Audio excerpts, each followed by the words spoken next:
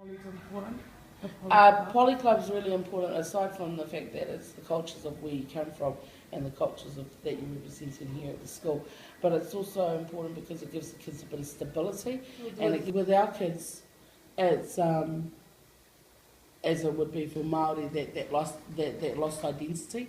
And with our kids, they're a bit more stronger in a sense in their culture. However, they're the ones that have the Balangi father, they have the Balangi thing, the domineering culture in their bloodline is the Balangi side or the other. And so, yeah, that sense of belonging, I think, and that's right in the sense they find that sense of belonging where they can belong to, and then they go back to their normal lives, but at least they found that niche in school where they can go, yeah, man, I belong to that's cool. You know, before it was just like, chat, and, Māori's here, Sa's here, Tongan's here, blah, blah, blah, blah, blah, whereas now it's just one big, massive thing. A lot of the Poly Club kids in the past, they would just go to Poly and then they'd go home, or they'd come to sports and go home, so they were known for sports, Poly, no academics. And it's like, and that's where it had to change, where academics was the focus, and then everything else came thereafter. And with Poly, I searched for credits, so our kids get credits now for doing, and it's a performing arts. Right? we're actually performing arts. We get 10 credits in level 1, 10 credits level 2, and 6 credits level 3. Oh wow! Yeah, yeah, and that was and that's where the senior kids have to take responsibility of the younger ones, because they're coming up in the ranks. Relationship wise, it's huge. You've got to know who your client is, and with teachers, your client's the student. In order for a kid to trust someone else, you've got to personalise things. So a teacher needs to know who you are, where you come from, what you're up to, where you come from, and your needs and your wants. And then he's got to differentiate whether your wants is that kid's needs or whether the needs are that kid's wants. Empowering them in a sense with, okay, right, I'm going to get really angry here, I'm going to punch the ball, I'm going to punch that student. Walk out, walk away.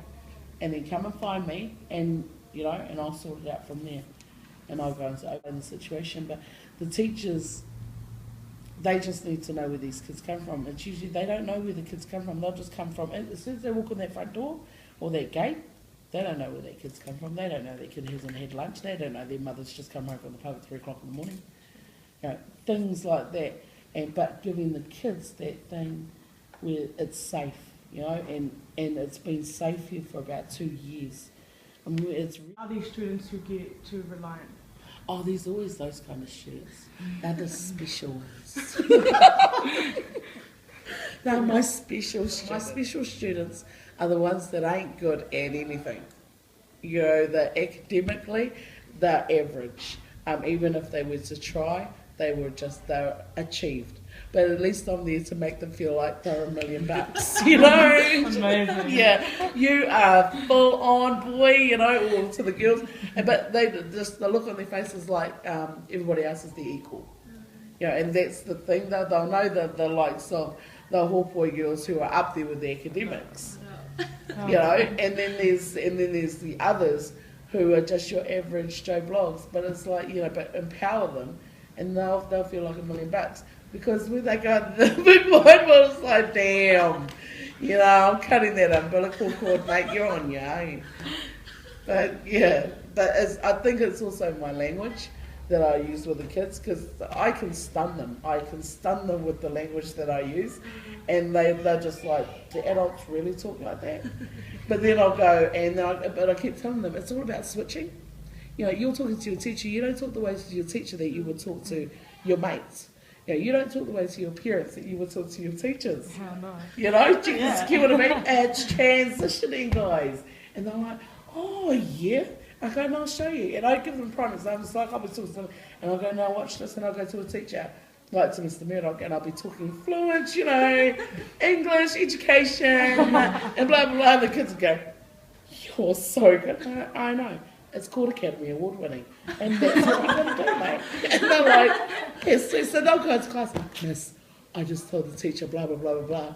And the teacher was like really stunned, and I went, and did you, and cut, and set back down, you know, and it's taking, you know, so they can see the scene, you know, they set the scenario, they set the scene, and then they go for it. And that way when they go to class, right, this is what my goal for when I go into class, I'm going to make that teacher, like, you know, cock his head to the side and go, you know, because I think in that language, understanding the teachers, and then they've got massive relationships in the school with the teachers and the students. Yeah. But it cracks me up because they're impressed with themselves. Yeah. You know, and that's the thing, that if they're impressed with themselves, then they're going to be proud. And anything that goes wrong, that these standards are high. So when we go out, if I rip you to shreds, 5 seconds later I've forgotten about it and I'm over it and we can just carry on. Because if I held grudges, man, that third former would be gone, would be history. That third former who is now year 13, yeah, I don't want to know about you. So I've got to have a loving heart, you know, and forgiveness. Yeah, terrible. Yeah, that was my last feature was, Rose, why did you go and buy 26 pairs of shoes? You know, and saying, well, that kid's got no shoes, so let's send that kid home. Well, if you send that kid home, that kid is just missed period. You know, it's just missed class. All over shoes. Okay, get your ass over my office. I'll give you some damn shoes. And you go. Rose, why was this expense here? Or, Rose, why is it that everybody's coming to you and giving you their blazers or the year 13s and that? Oh. And kids that leave because they know, well, why do that when you can get it for free? Mm-hmm. You know, our families go, no, because they know I will give it to someone else who needs it. With the damn pair of shoes and things, just so the kid is there and goes, oh, I don't have to go home for anything. Because, you know, half the time they come, no shoes, because they don't like the class that they're damn well in. So they'll do anything, oh, do I have to go home to get my shoes? I'm like, you know, that's not going to happen no more, mate. Here you go, here's some shoes. But the chunky miss, they'll last you for another 2 years. So there's no need for you to have 2 years on first period on Tuesdays, okay? You know, just things like that, so the kids are going to get it. And they'll walk away. But they'll crack up laughing that they even, you know, that they got snipped out. Yeah. And they're off trying to figure out something else and just got to be consistent throughout the whole thing. And with our seniors are so in tune with our kids out there that I know all the gossip. You know, they'll walk in and I'll go, I heard about you. You know, and they're like, man, you know, even if, and the kids all know when if they're hungry, they can come to me. So I'm the G guru when it comes to giving food, man. The canteen hates me. But you know, they do the best they can, our kids, for considering we don't have anything. You know, we don't have the luxury that all other private schools, even, you know, even really high in that, we don't have what they have, but we do have heart. And, you know, like today out there on the field, you'll see a good 100 to 200 CC supporters out there watching our boys get wasted. I've got nearly everybody's phone number in this school, I tell you, mate. And that's the funny thing about it. All Polly, all the senior leadership, I've got their numbers, and majority of these kids have got my number. And I've never, ever been pranked. I've got to remember that I'm not their parent.